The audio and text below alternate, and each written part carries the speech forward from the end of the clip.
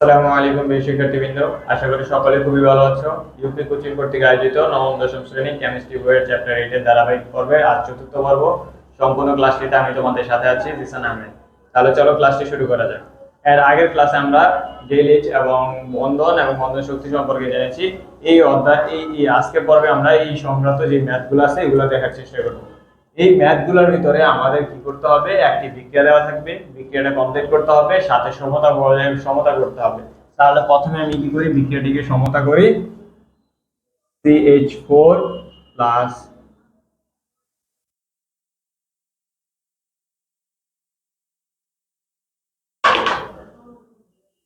Cl2 CCl4 plus HCl। ওকে, এখানে আমাদের methane দেওয়া আছে। মিথেনের সাথে যদি ক্লোরিন ক্লোরিন যোগ করি তাহলে টেট্রাক্লোরোমিথেন এবং হাইড্রোক্লোরিক অ্যাসিড উৎপন্ন হয়। এখন এখানে কি ব্যালেন্স আছে আমি দেখবো। এখানে একটা কার্বন আছে, এখানে একটা কার্বন। ওকে, এখানে হাইড্রোজেন 4টি, এখানে হাইড্রোজেন আছে 1টি, তাহলে লিখতে হবে 4। ওকে, 4 যদি লিখি, এখানে ক্লোরিন কয়টা হয়ে গেল? 4টা, আর 4টা 8টা। তাহলে এখানে ক্লোরিনের এখানে কত লিখতে হবে? 4। যদি 4 দুগুণ কত হলো? 8টা। এবার দেখো সবাই ব্যালেন্স হয়েছে নাকি সব ক্ষেত্রে, মানে কার্বন একটা, ওকে, হাইড্রোজেন 4টা, হাইড্রোজেন 4টা, ক্লোরিন 4 দুগুণ 8, 4 আর 4 8, এই যে 4 দুগুণ 8, ব্যালেন্স পুরো ক্লিয়ার। তারপর বলছি কি ডেল এইচ এর মান নির্ণয় করতে। এখন ডেল এইচ এর মান নির্ণয় করার জন্য আমি আগেই বলছিলাম আমাদের ওই মানে এর আগের ক্লাসে আমরা কি করছি, এই বন্ধন শক্তিগুলো সম্পর্কে জানছি। এখানে আমি বলছিলাম প্রশ্ন যদি বন্ধন শক্তিগুলো উল্লেখ করে দেয় তাহলে তো আমাদের জন্য আলহামদুলিল্লাহ, আর যদি উল্লেখ করে না দেয় তাহলে আমাদের কি করতে হবে, এই মানগুলো মুখস্থ করতে হবে। এই কারণে আমি আগের ক্লাসে এগুলো লিখে দিছি, যেগুলো আমরা ওই অল্প কয়েকটা মুখস্থ করলেই আমাদের এই ম্যাথ মানে সবগুলো হয়ে যাবে। ওকে, তাহলে এখানে যদি কি করতে হবে, এগুলাকে ভাঙতে হবে। এগুলাকে কিভাবে বন্ধন আকারে, কারণ আমাদের তো এইভাবে মানে যৌগ আকারে দেওয়া আছে, আমাকে তো লাগবে বন্ধন আকারে। বন্ধন আকারে কিভাবে করব? কার্বনের 4টি হাত, এর আগের ক্লাসে বলছিলাম কার্বনের 4টি হাত, হাইড্রোজেন 1টি হাত। এই কারণে একটা কার্বন মাঝখানে দিব এবং 4টি হাইড্রোজেন 4 দিকে দিয়ে দিব। দেখো তো এইটা থেকে এটা লেখা যায় নাকি? কিভাবে লেখা যায়?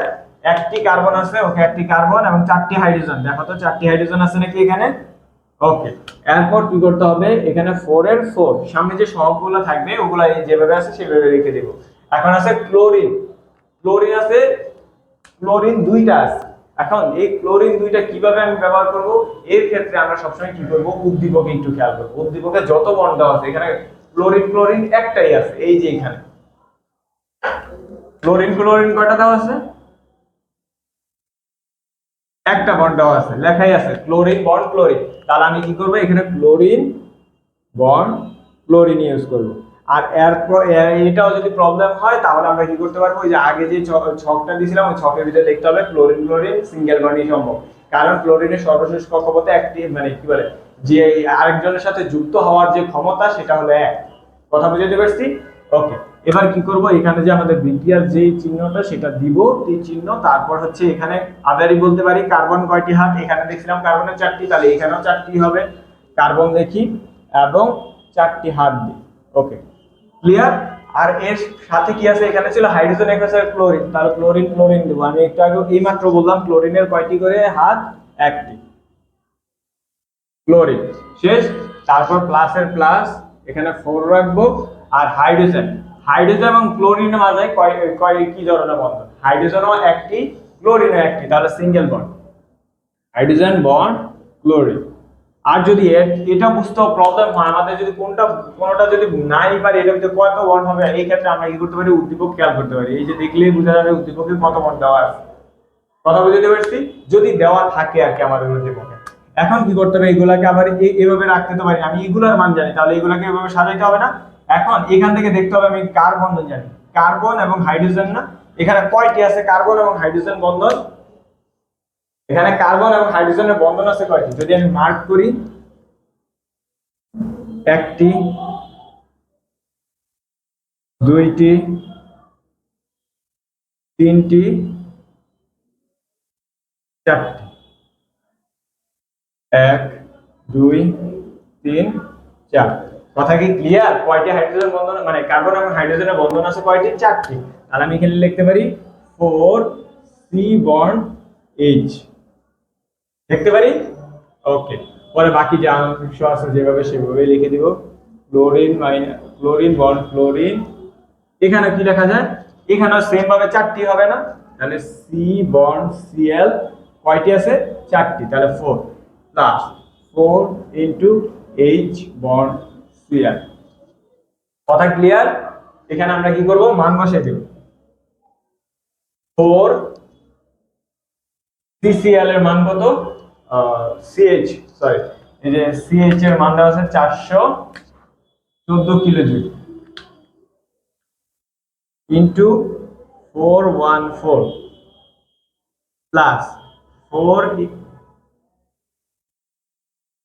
ইনটু এটার মান কত, ক্লোরিন ক্লোরিন কত দেওয়া আছে, ক্লোরিন ক্লোরিন এই যে ক্লোরিন ক্লোরিন কত দেওয়া আছে, ক্লোরিন ক্লোরিন আছে 244।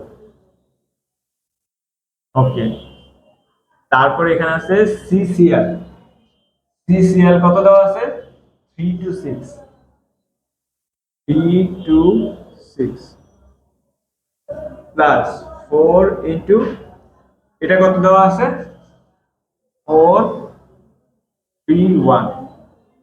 ওকে, এগুলো যদি আমি ক্যালকুলেশন করি তাহলে কত আসবে,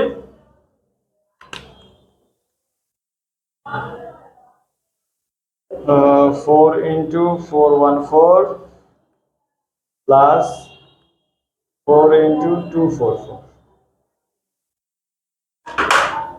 আমাদের এখানে আসতেছে 2632। তারপর ওই পাশে কত আসবে, 4 into 326 first bracket close plus first bracket 4 into 431 first bracket close equal 3028 3028। এখন আমার কি এই জায়গাটুকু কোনো প্রবলেম আছে আমাদের? এখানে আমরা কি করছি, পুরো ইজিলি ভাবে আমাদের জানাও প্রয়োজন নাই কোথাও কোন বন্ড করবে, আমাদের উদ্দীপকে যেগুলো দেওয়া থাকে ওগুলা থেকে বুঝতে পারবো। যেমন আমি বুঝতে পারছিলাম এখানে কি কার্বন এবং হাইড্রোজেন আছে, কারণ কার্বন এবং হাইড্রোজেনের কয়টা বন্ধন আছে, একটা করে বন্ধন আছে। কার্বন কার্বনের সিঙ্গেল বন্ড আছে, হাইড্রোজেন ক্লোরিনে সিঙ্গেল বন্ড, কার্বন ক্লোরিনে সিঙ্গেল বন্ড। এইভাবে আমাদের যেগুলো দেওয়া থাকবে ওই অনুসারে আমরা এখানে বসাবো। বসানোর পর মান নির্ণয় করব, মান নির্ণয় করে এইভাবে করার পর যখন এক্স্যাক্টলি মান চলে আসবে তখন আমরা ডেল এস নির্ণয় করব। এতটুকু শেষ, তাহলে আমরা ডেল এস নির্ণয় করব। ওকে, তাহলে আমরা ডেল এস শুরু করি। শুধুমাত্র নিচের মানটুকু লাগবে, আর কিছু লাগবে না।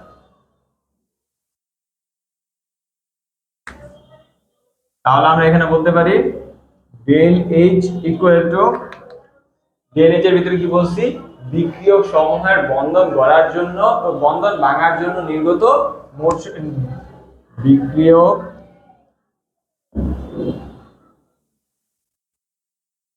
সমূহের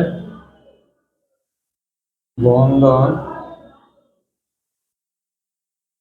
ভাঙার মোট শক্তি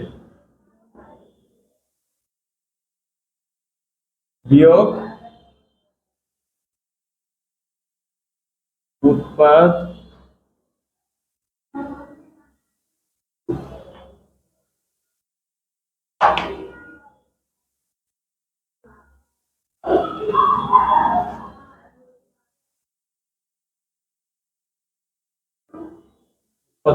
বন্ধন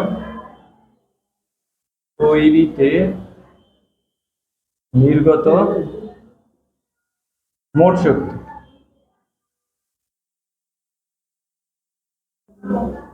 নির্গত মোট শক্তি।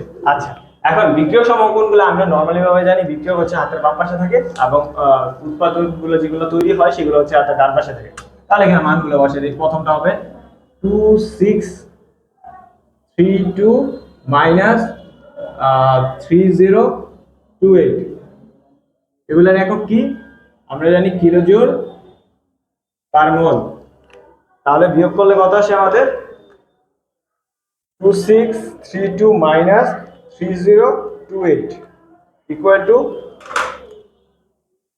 minus 396 কিলোজুল পার মোল।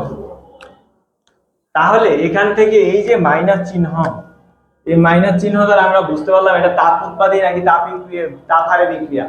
এখানে আমরা কি করছি, সমতা করছি, সমতা করার পর ডেল এস নির্ণয় করছি। ডেল এস নির্ণয় করার পর আমরা বুঝতে হবে এটা তাপ উৎপাদী বিক্রিয়া নাকি তাপ হারে বিক্রিয়া। এখানে যেহেতু মাইনাসের মান আছে, ডেল এইচ এর মান যদি মাইনাস হয় তাহলে এটা কি বিক্রিয়া? এর আগের ক্লাসে আমি দেখাইছি এগুলোটা কি বিক্রিয়া হয়।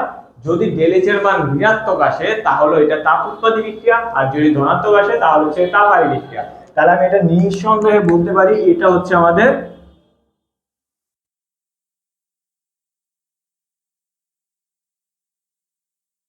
তাপ উৎপাদী বিক্রিয়া। কথা ক্লিয়ার? এটা হলো আমাদের তাপ উৎপাদী বিক্রিয়া। তাহলে আমরা কি এই সংক্রান্ত মানে ডেলের সংক্রান্ত ম্যাথগুলো দেখতে পাচ্ছি।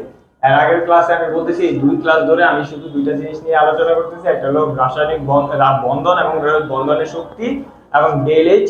এই ক্লাসে আমরা আলোচনা করলাম ডেল এইচ এর ম্যাথ সম্পর্কে।